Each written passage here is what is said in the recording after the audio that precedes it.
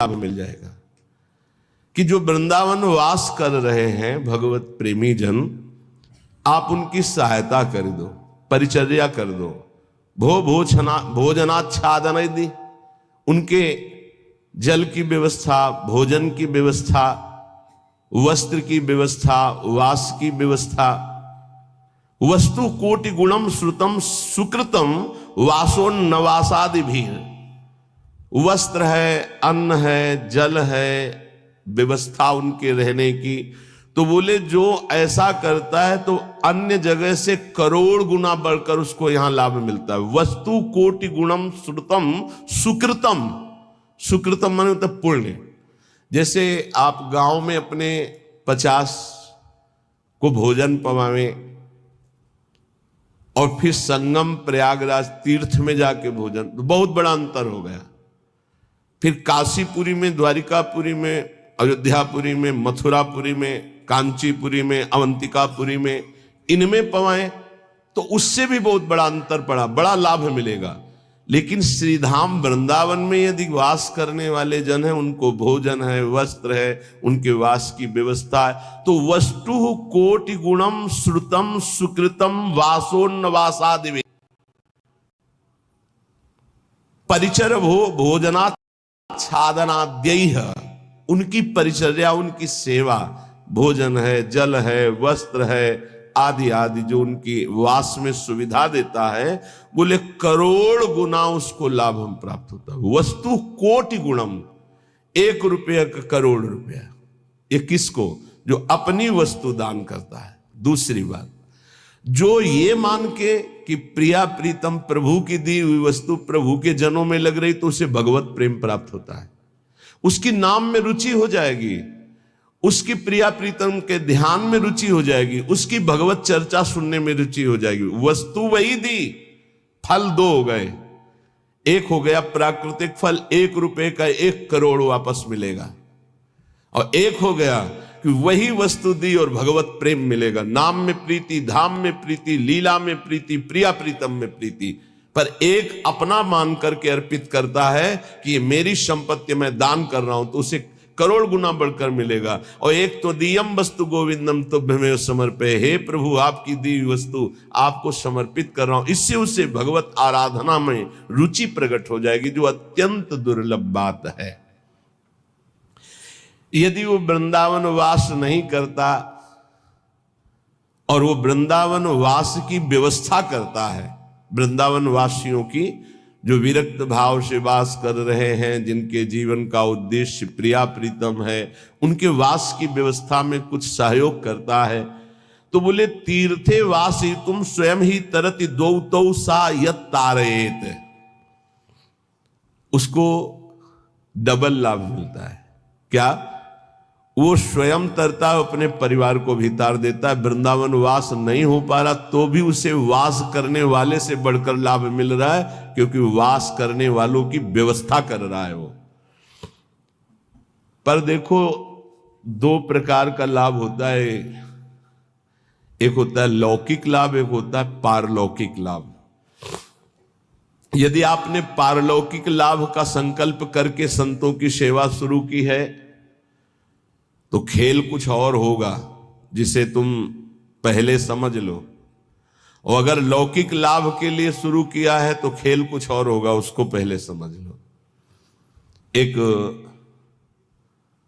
पूज्यपाद उड़िया बाबा जी के निज जन हमें 25 वर्ष पहले मिले थे, महाराष्ट्र के थे वो, बाबा से संबंध रखते थे, परिक्रमा में मिले, बड़ा आनंद मिला क्योंकि अपने प्राण प्रिय बाबा के जन थे।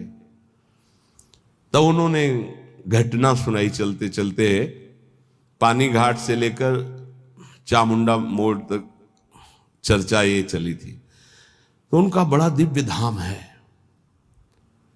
यहां के वासियों की सेवा का बड़ा दिव्य फल है। वो प्रसंग वशात याद आ रही, सत्संग में 1-2 बार सुनाया, पकड़ पाओगे तो याद आ जाएगा। तो एक बड़े धनी मानी दिल्ली के जन थे, घटना थी, फैक्ट्रियां थी, खूब धन, अकेला लड़का सब। तो उनको कहीं संतों के संग से बात लाभ की सुनने को मिली कि वृंदावन के विरक्त रसिकों का अगर सेवन किया जाए, सेवा की जाए, परिचर्या की जाए तो बहुत जल्दी लाभ मिलता है। तो उन्होंने प्रार्थना की वृंदावन में आकर कि कैसे सेवा की जाती मुझे तो पता ही नहीं। तो उनका संतों को निमंत्रण दो और सुंदर भोग पवाओ और उनको वस्त्र है, भेंट है, जो उनका आप कर सकें, फल फूल। अच्छा ऐसा। तो उन्होंने पूछा कि आप चाहते क्या हो? तो उनका भगवान की प्राप्ति। बोले होश में बात करना, आप जो बात कर रहे हो बहुत बड़ी बात है, पीछे मत हटना। तो उनका प्राणों की बाजी लगाकर भाई इस बात की पूर्ति के लिए हम तैयार हैं कि मुझे भगवान चाहिए। का तय करो साधु सेवा और तुम्हें भगवान मिलेंगे पक्का।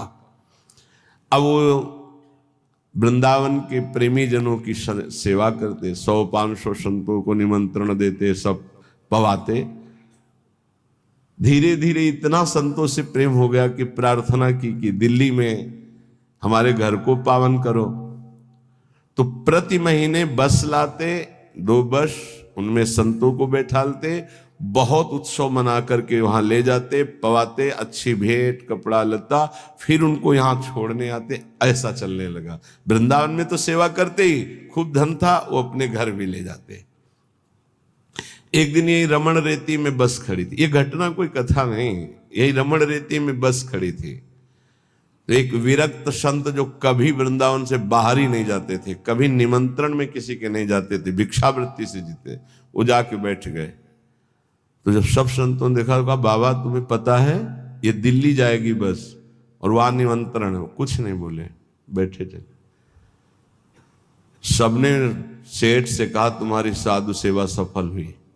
ऐसे विरक्त जो किसी का भी प्रतिग्रह नहीं लेते, भिक्षावृत्ति से जीते हैं, ऐसे अकिंचन महापुरुष पता नहीं क्यों कौन सी कृपा उदय हुई कि वो आपके घर दिल्ली आए हुए हैं। वो बैठे पंगत में, पाए, और जब वो सामने भेंट देने आए तो बोले ये भेंट लेने नहीं आया हूं, तुझे लेने आया हूं, चल वृंदावन। तो उनका बाबा मैं तो वृंदावन जाता ही रहता हूं। और वो बस चल वृंदावन, चल वृंदावन। तो बाबा तो वृंदावन जाता ही रहता हूं, अभी चल सकता हूं आपके साथ, पर वो और उत्तर नहीं, चल वृंदावन। अब संतों की एक अलग भाषा होती है, उसे समझना कठिन। भेंट नहीं ली, चल वृंदावन। सबको भेंट दी, फिर सब बैठे, विदा हुए, आए। उसी दिन एक्सीडेंट हुआ और उनका पुत्र राधे श्याम। अब हाहाकार मच गया, क्योंकि वही उनके ऐश्वर्य का अधिकारी था। भारी अंदर उच्चाटन पैदा हुआ, कुछ अच्छा न लगने लगा। साधु सेवा, भगवत भाव सब पानी में। बड़ा निष्ठा रखना मुश्किल है। जब ये खबर वृंदावन आई तो वही संत गए जो हमें चर्चा सुना रहे थे, और जाकर उनसे कहा कि ए भाई, वो ऐसे नहीं आए थे, वो जो विरक्त आए थे, वो आपको भगवान की प्राप्ति कराने आए थे। चलो वृंदावन, आप अश्रद्धा मत करो, ये आपके लिए बहुत बड़ा योग बना है, तुम्हारा पुत्र भगवत प्राप्त हो गया है। शरीर पूर्व प्रारब्ध कर्म के अनुसार एक्सीडेंट से छूटा, पर वो भगवत प्राप्त हुआ। शरीर का हेतु जो छूटने का होता है बड़े बड़े महापुरुषों को होता है। जैसे पूज्य बक्सर वाले मामा जी, बड़े महापुरुष, भगवत कीर्तन होते हुए जा रहा था और एकदम एक्सीडेंट हुआ और बोले राधा, बरसाने से दर्शन करके जा रहे थे कहीं भगवत संगोष्ठी में, शरीर पूरा। तो शरीर का हेतु पूरा होना उसकी गति से मतलब नहीं रखता। बोले तुम्हारा पुत्र परम गति को प्राप्त हुआ है। अब वो सब मिटिया मेट कर दिया, सब बेच बाच करके सब संतों में बांट दिया। वृंदावन आकर पति पत्नी भगवत प्राप्त हो गए। वो बात उन संत भगवान ने सुनाई। ये कब होता है? डरना मत, मुझे भगवान चाहिए, मुझे भगवान चाहिए। क्यों ये भगवान चाहने वालों के साथ ऐसा क्यों होता है? क्योंकि ये भगवान ही सब रूपों में है। वो कहते मेरे इन रूपों को तो तुम्हें पसंद, आओ मेरे सच्चिदानंद रूप में आओ। तो सबकी ममता ताग बटोरी तुम नहीं कर सकते, वो बटोर लेते, आओ मेरे सिवा रही नहीं गया कोई, ये कृपा होती है। हे युधिष्ठिर, जिस पर मैं कृपा करता हूं उसका सबसे पहले प्रियजनों से वियोग कराता हूं और धन का अपहरण कर लेता हूं और किसी का भी किसी योग्य न रखकर, किसी काम लायक न रखकर उसे ऐसा कर देता हूं कि सिर्फ मेरा ही भरोसा, मेरा ही आश्रय, तो एक शब्द में कहा उसका सर्वनाश कर देता हूं। आओ होली खेलो, सर्वनाश की होली खेलना हो तो श्री कृष्ण से प्यार करना। डर गए ना, डरना मत। सर्वनाश का मतलब है तुम्हारी मृत्यु का नाश, तुम्हारे काम क्रोध लोभ मोह मद मत्सर हर विकार का नाश, और सच्चिदानंद स्थिति में। ऐसा नहीं है कि सबके धन का अपहरण कर ले। अम्बरीश जी चक्रवर्ती सम्राट, दशरथ जी चक्रवर्ती सम्राट, वृषभानु जी, नंद बाबा, बड़े बड़े महाभागवती हैं जिनके आंगन में भगवान घुटने के बल खेल रहे। कभी कभी भक्त